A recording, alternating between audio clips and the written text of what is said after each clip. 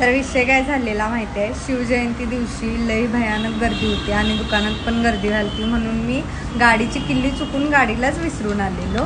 आणि गाडी म्हणजे इथंच लावलेली, लई लांब लावायला नव्हती आणि माझं लक्ष नव्हतं. रात्री दुकान बंद करून जाताना मी बघितलं की गाडीची किल्ली गावात नव्हती. अर्धा तास आम्ही हुडकलं, गाडीची किल्ली गाडीला आहे काय ते पण चेक केलं, खरं तिथं पण नव्हती. मग नंतर मंथन गेल्यानंतर मंथनला ही चिठ्ठी गावली. ह्यात लिहिलंय, गाडीची किल्ली समोर भुरके यांच्या घरातून गेली.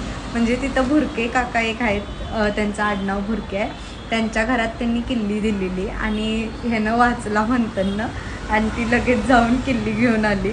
म्हणजे कोल्हापूरकरांची माणुसकी बघावी तर अशी की त्यांना माहिती नव्हतं कुणाची गाडी आहे ते, तरी पण त्यांनी एवढा असं लिहिलं, तिथं ठेवलं आणि मग गेली. कोण जे काय ठेवले त्यांना थँक्यू. हे अक्षर कोणा